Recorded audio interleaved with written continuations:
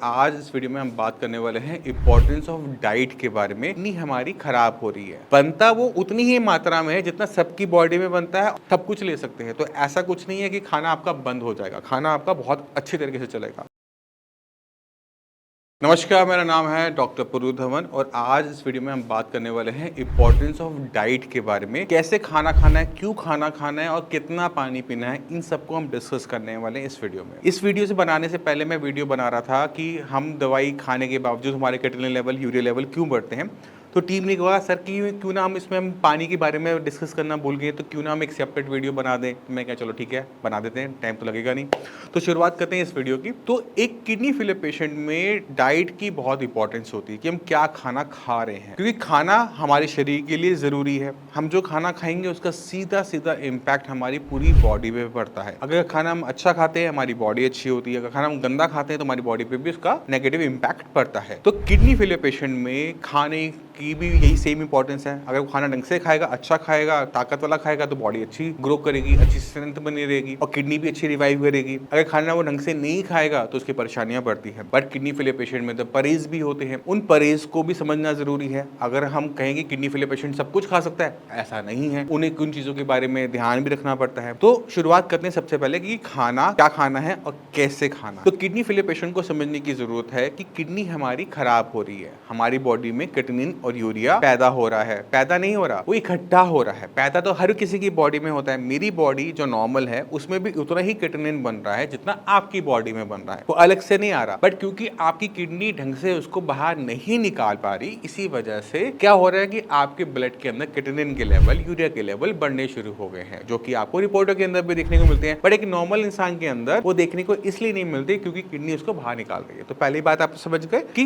बनता वो उतनी ही मात्रा में है जितना सबकी बॉडी में बनता है। ऑलमोस्ट फर्क है बाहर निकालेगा। अब क्रिएटिनिन कहाँ बनता है? क्रिएटिनिन बनता है हमारी मांसपेशियों में। हमारी मांसपेशियां जब खाना खाती हैं तो मसल में मेटाबॉलिज्म होता है, उसके प्रोसेस के अंदर क्रिएटिनिन बन रहा होता है। अगर हम चाहते हैं कि हमारा क्रिएटिनिन लेवल बहुत ज्यादा ना बढ़े, कि हम कुछ भी खाएं और उससे हमारे क्रिएटिनिन को फर्क ना पड़े, तो समझने की जरूरत यह है कि क्रिएटिनिन जो बनता है वो प्रोटीन का ही डेरिवेटिव होता है, कि प्रोटीन से ही निकल के वो बनता है। एक किडनी फेलियर पेशेंट की बॉडी में अगर हम प्रोटीन का इंटेक ज्यादा करते हैं, टर्म है ज्यादा, अगर ज्यादा करते हैं तो बॉडी के अंदर क्रिएटिनिन की फॉर्मेशन भी ज्यादा होगी। तो हमने क्या करना है कि हमने अपनी बॉडी के अंदर प्रोटीन का इंटेक कम करना है, बंद नहीं करना। फिर से कह रहा हूं, बंद नहीं करना, कम करना है। ऐसा प्रोटीन खाना होता है जो बॉडी एब्जॉर्ब कर जाए और क्रिएटिनिन को ज्यादा ना बनाए, हमारे लेवल्स जंप ना करें। क्योंकि अगर किडनी फेलियर पेशेंट को मैं ये कहता हूँ कि आपने चिकन खाना है, मटन खाना है, एग्स खा लो, फिश खा लो, तो क्या होगा, बॉडी में हमारी बॉडी की रिक्वायरमेंट से ज्यादा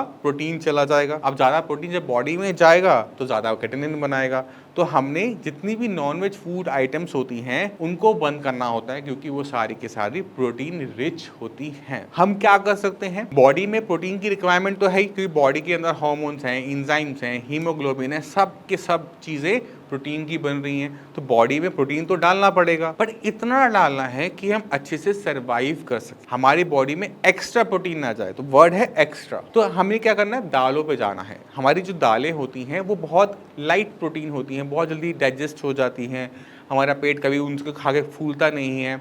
और हम देखते हैं कि जो प्योर वेजिटेरियन लोग होते हैं वो दालों ही ज़्यादा खाते हैं प्रोटीन के लिए, और उनकी बॉडी में भी कोई कमी नहीं होती। ऐसा नहीं कि नॉनवेज खाने वाली बॉडी अलग से होगी और वेजिटेरियन बॉडी अलग से होगी। तो हम क्या करते हैं कि हम प्रोटीन का इंटेक करते हैं दालों के थ्रू। कि हम दाल होती है, दाल जैसे हल्की दालें, मूंग, मसूर और मोठ, ये 3 दालें ऐसे हैं जो बहुत ईजिली डाइजेस्ट हो जाती है।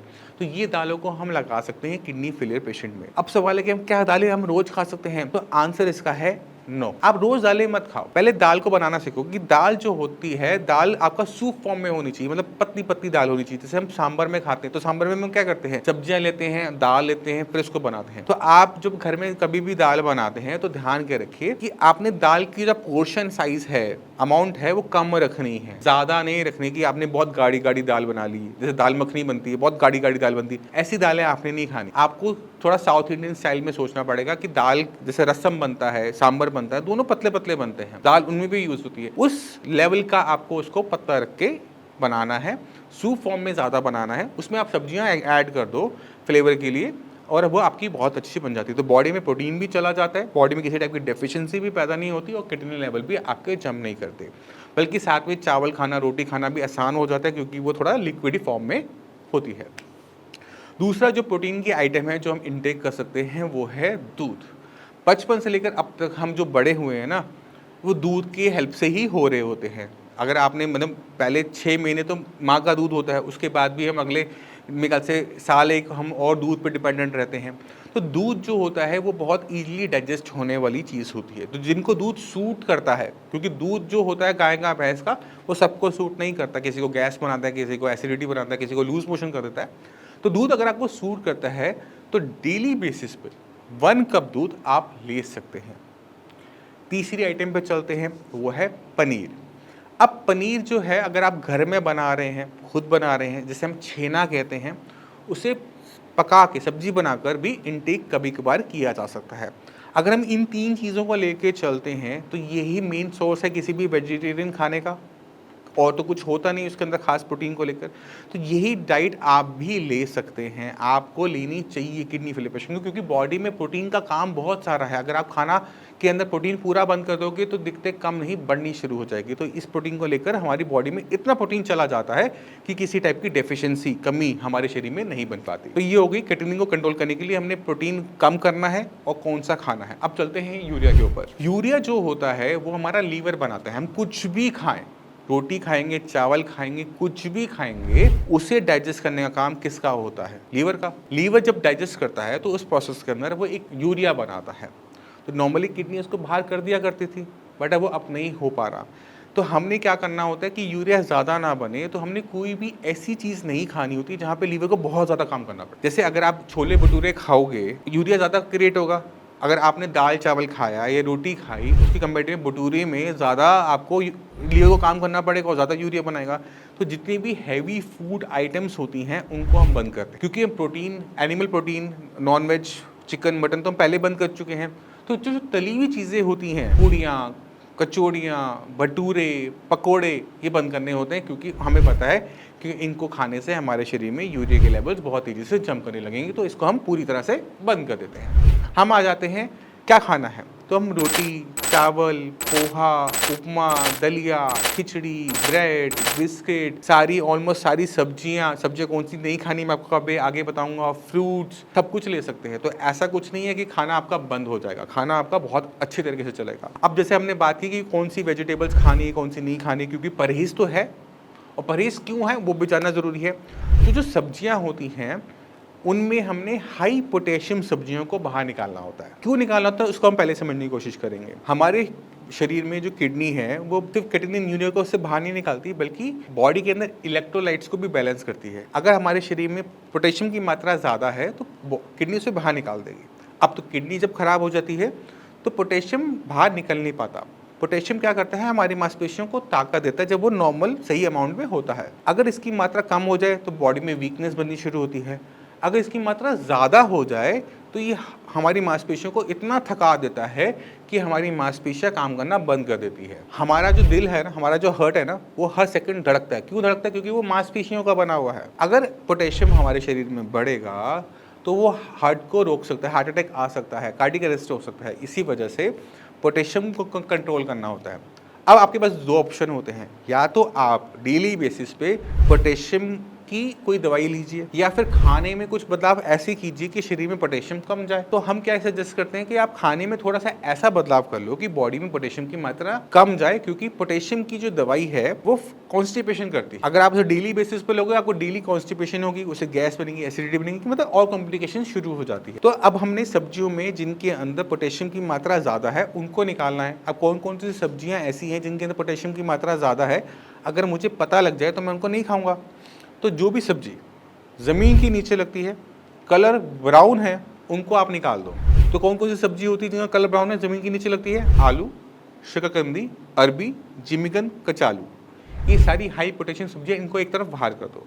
अब चलते हैं हरे पत्तेदार सब्जियों के ऊपर। पालक, बथुआ, मेथी, सरसों, धनिया, पुदीना, जितनी भी ब्रोकली जितनी सब्जियां हैं उनके अंदर भी पोटेशियम की मात्रा ज़्यादा होती है। तो हम उनको कैसे खा सकते हैं और कैसे नहीं खा सकते? हरे पत्तेदार सब्जियों में पोटेशियम की मात्रा ज़्यादा है, मगर अगर हम उसका साग और चटनी नहीं बनाते, किसी और फॉर्म में खाते हैं तो हम उसे खा सकते हैं। जैसे ब्रोकली ली, बट ब्रोकली आप सिर्फ ब्रोकली नहीं खा रहे, ब्रोकली को आपने मिक्स वेजिटेबल में मिक्स किया था, आप खा सकते हो। बट अगर आप सोचो कि ब्रोकली की सैलेड खा लो, नहीं चलेगा। धनिया पुदीना, अगर आप किसी चीज़ के ऊपर ड्रेसिंग कर रहे हो टेस्ट के लिए, फ्लेवर के लिए, जैसे आपने कोई दाल बनाई, उस पर थोड़े से पत्ते डाल दिए, चलेगा। धनिया की रोटी खा लो, धनिया का पुदीने की रोटी खा लो, चलेगा। बट अगर आप पुदीने धनिया की चटनी बना रहे हो ना, तो वहाँ दिक्कत होगी। तो हमने क्या करना है, हरे पत्तेदार सब्जियों को पीसना नहीं है, उनको हमने साग नहीं बनाना उनका। अगर हम उनकी चटनी और साग नहीं बनाते, उनको थोड़ा बहुत किसी और सब्जी के साथ मिक्स करके खाते हैं, तो पोटेशियम की मात्रा ना के बराबर अंदर जा रही होती है, आप उसको आराम से ले सकते हैं। तो आपने पूरा बंद नहीं करना होता हरे पत्तेदार सब्जियों को। जैसे मेथी की रोटी आपने खा ली, बट मेथी का साग नहीं खा सकते। मेथी को अगर आपने गाजर के साथ बना लिया तो आप खा सकते हो, बट आपने ध्यान रखना है गाजर ज़्यादा हो, मेथी कम हो। तो इस तरह से आप सारे टेस्ट ले सकते हैं। अब एक और सब्जी है जो बहुत डिस्प्यूटेड रहती है, पेशेंट अक्सर आके पूछता है, डॉक्टर साहब टमाटर खा लूँ? तो टमाटर एक पथरी के पेशेंट को हो सकता है कि मना हो, बट किडनी फेलियर पेशेंट के लिए टमाटर खतरनाक नहीं होता। बस ध्यान क्या रखना होता है कि कच्चा नहीं खाना होता। अब आप सैलेड की फॉर्म में उसे खाते रहोगे तो वो हम मना करते हैं, बट अगर आप इसे किसी सब्जी में थोड़ा बहुत डाल रहे हो, आधा पीस चला गया, 1/4 पीस चला गया, या आधे टमाटर में पूरे घर की सब्जी बन रही है, तो आपके हिस्से में तो बिल्कुल थोड़ा सा आया ना, तो कोई दिक्कत नहीं है। बट आप सोचो कि आप टमाटर की सैलेड खा लो, वो काम आप नहीं करेंगे। उससे दिक्कत क्या है उसको मैं आगे एक्सप्लेन करूँगा। अब चलते हैं फ्रूट्स के ऊपर कि फ्रूट्स में भी होगा पोटेशियम, तो कौन से फ्रूट्स हमने खाने, कौन से आपने नहीं खाने। तो अब चलते हैं फ्रूट्स पे, क्योंकि कौन से फ्रूट्स आपने नहीं खाने, क्योंकि फ्रूट्स के अंदर भी पोटेशियम की मात्रा ज़्यादा होगी। तो एक पेन पेपर ले लो, पेन पेपर पे आप लिख लेना कि कौन से फ्रूट्स आपके पूरी तरह से बंद रहेंगे। अगर आपसे मिस भी हो जाए तो वीडियो को पीछे बैक करके भी आप देख सकते हैं, कोई दिक्कत वाली बात नहीं है। तो आपने क्या करना है, kiwi, banana, coconut, avocado, dry fruits, dates, खजूर जिसे कहते हैं, इनको आपने फ्रूट की कैटेगरी से बाहर कर देना कि ये हाई पोटेशियम है, इनको मैं नहीं खाऊंगा। बाकी जितने फ्रूट्स हैं वो लो इन पोटेशियम होते हैं या मिड इन पोटेशियम होते हैं। मगर आपने ध्यान क्या रखना होता है कि जितने खट्टे फल है ना, उनको भी निकालना होता है। तो जो भी फल कच्चे में खट्टा है, पकने पे मीठा हो जाता है, वो आप नहीं खा सकते। जैसे आम बंद रहेगा, संतरा खट्टा होता है, पकने पे अगर मीठा भी हो जाए तो भी बंद है। तो हम इन पे चीनी जैकेट डाल के खाना चाहें, नहीं खा सकते। इनका शेक नहीं बना सकते। क्यों नहीं बना सकते, इस पर हम चलते हैं। किडनी जो है ना, वो सिर्फ हम है ना, हमारा माइंड काम नहीं करता, एक नॉर्मल पर्सन का बिल्कुल भी काम नहीं करता कि वो काम क्या क्या करती है। यूरिन बनाने के अलावा वो बॉडी में जो एसिड बन रहा होता है उसको निकालने का काम भी करती है। इसलिए आप जब पानी पीते हो तो वो एसिडिक नहीं होता, बट जब हम यूरिन पास करते हैं वो एसिडिक होता है। तो ये एसिड आया कहाँ से, ये एसिड बॉडी बना रही थी, तो हम यूरिन के रास्ते उसको बाहर निकालते रहते हैं। अब जब किडनी काम नहीं कर रही तो जो बॉडी एसिड बना रही है वो कहाँ जा रहा है, वो तो निकल ही नहीं पा रहा, वो तो इकट्ठा हो रहा है। कहाँ इकट्ठा हो रहा है, ब्लड में इकट्ठा हो रहा है। अब आपका ब्लड एसिडिक होना शुरू हो जाता है, खासकर तब जब क्रिएटिनिन के लेवल 4 को क्रॉस कर जाते हैं, 4 के आसपास आते हैं, तो वो इतना स्ट्रांग हो जाता है कि इससे भी किडनी का नुकसान होना शुरू होता है, और इसे मेडिकली कहा जाता है मेटाबॉलिक एसिडोसिस। अगर आपको समझ में ना आए, नेट पे सर्च कर लेना, गूगल जी से पूछ लेना कि मेटाबॉलिक एसिडोसिस क्या होता है। अब आपने ब्लड में जो एसिड इकट्ठा हुआ किडनी के काम ना करने की वजह से, उसको अगर आप खट्टे फल खाते रहोगे तो आप प्रमोट करते हो, आपके बॉडी को कहते हो कि और एसिड बनाओ, और एसिड बनाओ। निकल तो पाएगा नहीं, तो क्या होगा कि किडनी बहुत स्पीड से खराब होना शुरू होगी। इसी वजह से हम हाई पोटेशियम फ्रूट्स के साथ साथ खट्टे फल भी सारे बंद करवाते हैं, चाहे आम है, संतरा है, मौसमी है।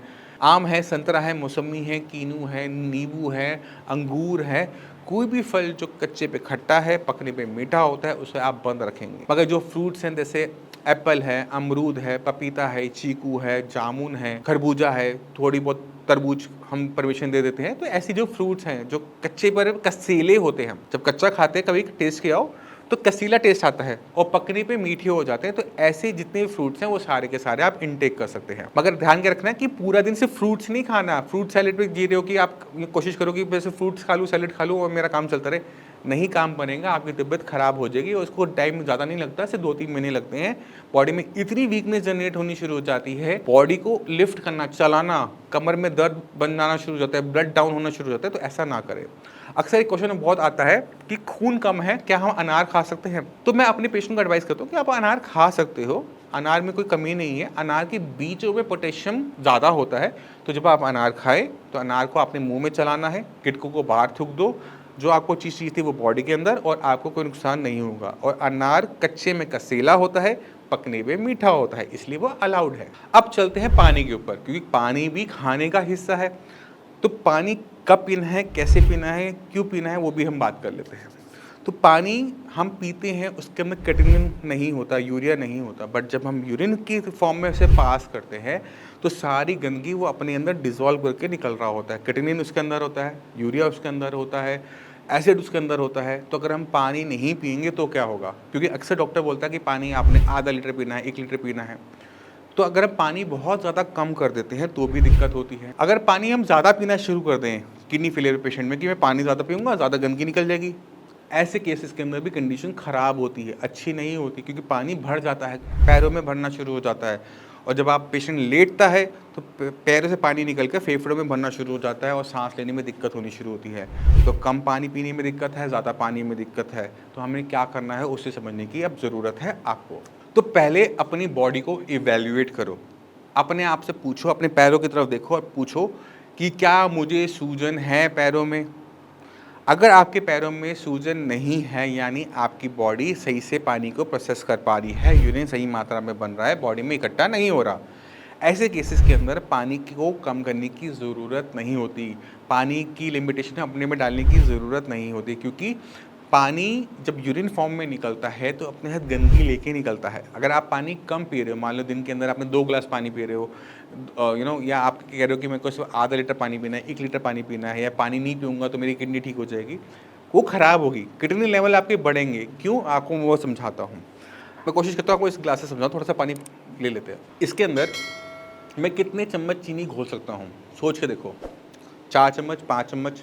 अगर मैं इसमें 20 चम्मच चीनी घोलने की कोशिश करूँ, क्या वो घुलेगी? नहीं घुलेगी। क्या होगा? वो नीचे इकट्ठी हो जाएगी। तो पानी की कैरिंग कैपेसिटी होती है कि हम उस पानी के अंदर कितनी चीज़ों को घोल सकते हैं, उसमें अनलिमिटेड चीज़ें घुल नहीं पाती। अब मान लो कि आपके शरीर के अंदर 100 ग्राम ऑफ क्रिएटिनिन बन रहा है, ठीक है? आप पानी पी रहे हो आधा लीटर, 1 लीटर। अगर वो 100 ग्राम इस पानी में डिज़ोल्व नहीं हो पाया तो क्या होगा? वो ब्लड में इकट्ठा हो जाएगा। क्यों? क्योंकि हमने उसको सफिशिएंट अमाउंट में पानी नहीं दिया। तो आपको क्या चाहिए? जिन पेशेंट में सूजन नहीं है उनके शरीर में हमने क्या करना होता है? पानी की सही मात्रा देनी होती है। जितनी प्यास है उतना पानी पियो, क्योंकि आपके होंठ और गला तब सूखता है जब आपके शरीर में पानी की कमी होती है। अगर पानी कम पी रहे हो तो यूरिन बहुत ज़्यादा येलो हो जाता है, यूरिन में जलन होनी शुरू हो जाती है और आपकी दिक्कतें वहाँ से बढ़नी शुरू होती है, क्योंकि अब आपका क्रिएटिनिन लेवल भी जंप करना स्टार्ट कर देगा, क्योंकि उसे सफिशिएंट अमाउंट में किडनी को पानी नहीं मिल रहा उसे बाहर निकालने के लिए। अगर आप किसी रेगिस्तान में या समुद्र में फंस जाओ जहाँ पानी बट पीने के लिए पानी नहीं होता, उन पेशेंट में, उन लोगों में भी किडनी की दिक्कत देखने को मिल जाती है, क्योंकि वो पानी कम पी रहे होते हैं। तो अगर पानी नहीं पियोगे, बंद कर दोगे, कम कर दोगे, तो भी यही दिक्कत देखने को मिलेगी कि किडनी लेवल जम होने शुरू हो गए। अब हमने करना क्या है, कैसे पानी पीना, उसको समझ लेते हैं। हम क्या करेंगे, हम पानी का 100 ml मात्रा लेंगे, यानी 1 कप के आसपास पानी होता है 100 ml। हमने 1 कप पानी पिया, फिर 5-10 मिनट बाद मुझे लगता है कि मुझे प्यास लग रही है तो मैं फिर 1 कप पी लूँगा। फिर मुझे लग रहा है कि मुझे प्यास लग रही है तो 5-10 मिनट बाद मैं फिर 1 कप पी लूँगा। दिन में ऐसे में कितने कप पानी पी गया, इसका हिसाब रखने की ज़रूरत नहीं है। कब तक? जब तक मेरे पैरों में सूजन देखने को ना मिल जाए। अगर मेरे पैरों में सूजन देखने को मिल रही है, इसका मतलब ये है कि मेरे शरीर में पानी भी इकट्ठा हो रहा है। जब पानी इकट्ठा हो रहा है तब मुझे पानी की मात्रा को कम करने की ज़रूरत है। तो आपने क्या देखना है कि सूजन पे, अगर सूजन नहीं है तो पानी थोड़ा थोड़ा करके पीते रहो। इकट्ठे खूब सारा मत पियो कि आपने 1 लीटर 2 लीटर की बोतल को मुंह से लगाया और पानी सारा पी गया। नहीं, ऐसा करने से नुकसान होगा, पानी इकट्ठा हो जाएगा, क्योंकि किडनी आपकी स्लो काम कर रही है। खूब सारा पानी एक साथ आएगा तो इतना तेजी से वो प्रोसेस नहीं कर पाएगी, यूरिन फॉर्मेशन नहीं कर पाएगी और वो पानी जबरदस्ती पीने की वजह से पैरों में इकट्ठा हो जाएगा। बट अगर आप 1-1 कप करके पानी पीते रहोगे तो आपको अपनी बॉडी के अंदर सूजन देखने को नहीं मिलती। अगर आपका आपका टोटल प्रोटीन ठीक है, थायराइड ठीक है, तो ये दोनों कंडीशन ठीक है तो आपको सूजन देखने को नहीं मिलेगी। अब जिन पेशेंट में सूजन है पैरों के अंदर, आपको जरूरत है देखने की अपनी रिपोर्ट, अपनी KFT रिपोर्ट निकालो। अगर KFT रिपोर्ट के अंदर टोटल प्रोटीन आ रहा है ठीक है, अगर नहीं आ रहा तो वो आपको आपकी LFT रिपोर्ट के अंदर मिलेगा, लीवर फंक्शन रिपोर्ट के अंदर मिलेगा टोटल प्रोटीन कितना है। अगर प्रोटीन आपके शरीर में कम है तो खून पतला हो जाता है। खून पतला होने की वजह से जो उसमें फ्लूइड होता है वो एक्स्ट्रा सेलुलर स्पेसिस में भर जाता है और ग्रेविटी की वजह से वो आपको पैरों में भरता हुआ देखने को मिलता है। ऐसे केसेस के अंदर हमें पानी मजबूरी में कम करवाना पड़ता है, क्योंकि किसी पेशेंट में किडनी खराब है और पानी भर रहा है तो उसके लंग्स खराब होने के चांसेस ज़्यादा होते हैं। अब आपके पास दो ऑर्गन है, किडनी और लंग्स, आप किसको बचाना चाहोगे? तो हमें लंग्स को बचाना पड़ता है, क्योंकि लंग्स अगर खराब हो जाए तो पेशेंट को पूरी जिंदगी वेंटिलेटर पे नहीं रख सकते। और अगर किडनी पूरी खराब भी हो जाए ना तो पेशेंट के पास डायलिसिस का एक ऑप्शन खुला हुआ होता है। तो लंग्स ज़्यादा इंपॉर्टेंट ऑर्गन होते हैं और इसको बचाने के लिए हमें पानी की मात्रा को कंट्रोल करके रखना पड़ता है, क्योंकि अगर शरीर में पैरों में पानी भर गया, मैं लेटूंगा तो टांगे ऊपर की तरफ आएंगी, टांगों में जो पानी भरा हुआ है वो पीछे की तरफ आएगा और पीछे हमारे फेफड़ों के अंदर हवा होती है, खाली होते हैं तो उसमें भर जाता है, तो सांस लेने में दिक्कत होती है। पेशेंट एकदम उठ के बैठेगा तो उसे आराम मिलेगा, लेटेगा तो उसे दिक्कत होगी, घुटन होगी। तो इसलिए हमें अपने लंग्स को बचाना होता है। अब तो जो मैंने डाइट में प्रोटीन आपको बताया था, आपको उसे थोड़ी ज्यादा मात्रा में लेना पड़ता है कि आपके शरीर में ब्लड के अंदर प्रोटीन पूरा पहुंच जाए और खून में जो जरूरी चीजें हैं, गाढ़ापन है, वो आ जाए और आपका पानी एक्स्ट्रा सेलुलर स्पेस में ना भरे। फ्लूइड को भी निकालना पड़ता है, तो हमें इसमें डाययूरेटिक मेडिसिन रखनी पड़ती है कि आप यूरिन ज्यादा पास करें और जो बॉडी में पानी भर रहा है वो निकलता रहे और आपके लंग्स हैं वो बचे रहे। इस प्रोसेस में क्रिएटिनिन थोड़ा सा बढ़ जाता है, बट वो हमारी मजबूरी होता है, हम चाहकर भी कुछ नहीं कर सकते, क्योंकि हमें पता है कि हमें अपने कि आपके लंग्स को खराब होने से बचाना है, ना कि किडनी को। तो आपको लोगों को, हर पेशेंट को ये सब चीज समझाना आसान नहीं होता, क्योंकि अगर हर पेशेंट को मैं इतना टाइम देने लगा तो दिन में पता नहीं 2 या 4 पेशेंट मुश्किल से देख पाऊंगा, बाकी सारे पेशेंट्स को ऐसे ही भेजना पड़ेगा। तो आपको समझने की जरूरत है कि इस चीज को समझ जाओ ना, तो कम से कम मेरे पास आते हो ना, ये क्वेश्चन में से मत पूछना कि डॉक्टर साहब ऐसा क्यों कर रहे हो। तो पानी आपने कम करना है अगर सूजन है तो आप समझ गए कि पानी की मात्रा को कंट्रोल करना, खाने को कंट्रोल करना किसी किडनी फेलियर पेशेंट में ज़रूरी होता है, क्योंकि कुछ भी हम खाते हैं उसका डायरेक्ट या इनडायरेक्ट इफेक्ट हमारी किडनी या बाकी हेल्थ पे पड़ता है। तो मैं उम्मीद करता हूँ इस वीडियो से आप समझ गए कि खाना कितना इंपॉर्टेंट है किडनी फेलियर पेशेंट में। इससे क्रिएटिनिन कंट्रोल होता है, यूरिया कंट्रोल होता है, सही तरीके से पानी लेने से हमारी कॉम्प्लिकेशंस पैदा नहीं होती। फ्रूट्स कौन से खाने हैं, वेजिटेबल कौन से खानी है। मगर बहुत सारे ऐसे पेशेंट होते हैं जो खाना खा ही नहीं रहे होते, क्योंकि जितने भी किडनी के डॉक्टर्स होते हैं ना, वो एक ब्लैक मैजिक जानते हैं। वो क्या जानते हैं कि अगर हम किसी भी पेशेंट को खाना खाने से मना कर देते हैं कि आपने खाना नहीं खाना या बहुत थोड़ा सा खाना है या उसमें प्रोटीन ना हो, तो उससे क्रिएटिनिन डाउन हो जाता है। और अक्सर किडनी फेलियर का पेशेंट ना किडनी ठीक करने नहीं आ रहा होता, वो क्रिएटिनिन डाउन करने आ रहा होता है। तो इतने पेशेंट हर बार डॉक्टर से पूछते हैं, डॉक्टर साहब मेरा क्रिएटिनिन डाउन हो जाएगा ना, मेरा क्रिएटिनिन इतना हो गया है, ये नीचे जाएगा ना। कोई पेशेंट आपको ऐसे पूछता हुआ नहीं मिलता, डॉक्टर साहब क्या मेरी किडनी ठीक हो जाएगी, क्या मेरी किडनी खराब होना बंद हो जाएगी। किडनी वर्ड इस्तेमाल नहीं होता, क्रिएटिनिन वर्ड इस्तेमाल होता है। तो डॉक्टर एक छोटी सी ट्रिक चलता है, वो कहता है कि ठीक है आपको क्रिएटिनिन डाउन करना है ना, एक छोटा सा काम करो, मैं आपको दवाई दे रहा हूँ, आप साथ में खाने के अंदर घिया तोरी टिंडा लेना, या फिर आपने ये 4 सब्जियाँ लेनी है, या फिर आपने ये 4 टाइप की रोटियाँ खानी है, इससे आपका क्रिएटिनिन डाउन हो जाएगा। आपको समझने की ज़रूरत ये है कि जब हम खाना ऐसा खाते हैं जिसके अंदर प्रोटीन की मात्रा बिल्कुल भी नहीं होती, ऐसा खाना खाते हैं जिससे हमारा वेट लूज़ होता है, उससे आपकी कॉम्प्लिकेशंस बढ़ती हैं। क्यों बढ़ती हैं उसको समझने की कोशिश करना। अगर आपने बॉडी में प्रोटीन की मात्रा प्रॉपर नहीं लेके गए तो आपकी जो वेट है वो डाउन होना शुरू होगा। आप खाना ढंग से नहीं खा रहे, उसमें ताकत नहीं है, तो भी आपका वेट लूज़ होगा। वेट जो हमारा जाता है वो हमारी मसल से भी जाता है। तो अगर किसी भी किडनी फेलियर पेशेंट में हम 5 किलो वजन कम करते हैं तो उसका 1 पॉइंट क्रिएटिनिन का डाउन हो जाता है। तो अगर महीने में मैंने आपको बोला कि आपने खाना सिर्फ 1 रोटी खानी है, बाकी सारे आपने फ्रूट्स खाने हैं या 1 प्लेट सैलड खानी है, तो क्या होगा कि वेट लूज़ होगा। ऑब्वियस है कि हमने बॉडी में ढंग से डाला नहीं।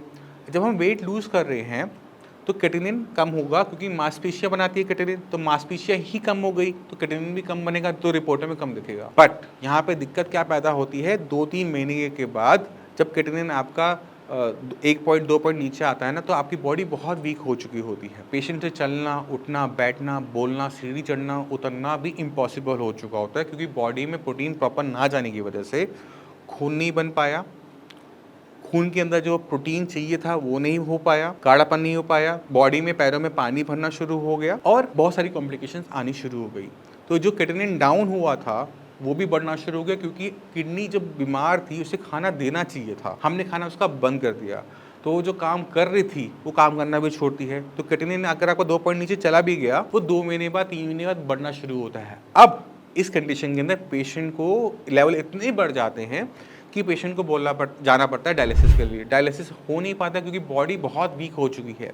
तो आपको समझने की ज़रूरत है कि जब किडनी खराब हो रही है, किडनी जब पूरी खराब हो जाती है किसी भी कारण से, या तो आपको समझने की ज़रूरत है कि किडनी खराब हो रही है, अगर ऐसा हो जाए कि किडनी पूरी खराब हो जाए ना, तो भी आपके पास 2 रास्ते खुले हुए हैं, डायलिसिस का, ट्रांसप्लांट का। मगर अगर आप खाना ढंग से खा नहीं रहे, बॉडी बहुत वीक हो जाएगी, खून होगा नहीं शरीर में, क्या डायलिसिस करवा पाओगे? खुद से पूछो, मैं आंसर नहीं करूंगा इसका आज। डायलिसिस करवा पाओगे? आपने वो रास्ता बंद कर दिया, क्या आपका ट्रांसप्लांट का ऑप्शन खुला रहेगा? आपने अपनी बॉडी को वीक नहीं होने देना, क्योंकि आपके शरीर में सिर्फ किडनी काम नहीं करती, किडनी अकेला ऑर्गन नहीं है, बहुत सारे और ऑर्गन हैं। जब आप खाना पीना बंद करते हो तो सारे ऑर्गन्स का बंद कर देते हो। पहले एक चीज़ फेल हो रही थी, अब पूरी बॉडी फेल हो रही होती है। और जब मल्टी सिस्टम फेलियर हो रहा होता है, आप दुनिया के से अच्छे डॉक्टर को ले आओ, आपके पास जितना मर्जी पैसा क्यों ना हो, सारा का सारा किसी काम का नहीं होता, क्योंकि बॉडी सपोर्ट नहीं कर रही होती। तो एक अच्छे डॉक्टर को पेशेंट की बॉडी में स्ट्रेंथ चाहिए होती है कि बॉडी में ताकत होगी तो बॉडी बीमारी से निकल जाएगी। अगर बॉडी में ताकत नहीं है तो कोई भी, आप देख लो, आप खुद इतने इतने साल के हो चुके होते हो, अपने आसपास इतनी सारी चीज़ें देख चुके होते हो, खुद सोचो, एक वीक बॉडी है, एक स्ट्रांग बॉडी है। वीक बॉडी में पेशेंट सर्वाइव करेगा या स्ट्रांग बॉडी में पेशेंट सर्वाइव करेगा? स्ट्रांग बॉडी में सर्वाइवल आसान होता है, रास्ते खुले होते हैं। तो अपनी बॉडी को आपने किसी भी कारण से वीक नहीं होने देना, आपने अपना वेट मेंटेन करना है। मैं उम्मीद करता हूँ इससे ये भी समझ गए कि खाना बंद क्यों नहीं करना चाहिए। हम बहुत कुछ डिस्कस कर चुके हैं डाइट के बारे में। फिर भी डाउट हो, कुछ भी पूछना चाहते हो, डॉक्टर्स अवेलेबल हैं, बात कीजिए, मुझसे आके मिल सकते हैं, कोई दिक्कत नहीं है। थोड़ा टाइम ज़रूर लगता है, बट मैं क्या करूँ, पेशेंट ज़्यादा हैं। हाथ जोड़ के विनती है, थोड़ा सा सब्र, ठीक है? और इसी के साथ चलेंगे, आगे चाहूँगा। मिलते हैं अगली वीडियो में, तब तक के लिए नमस्कार।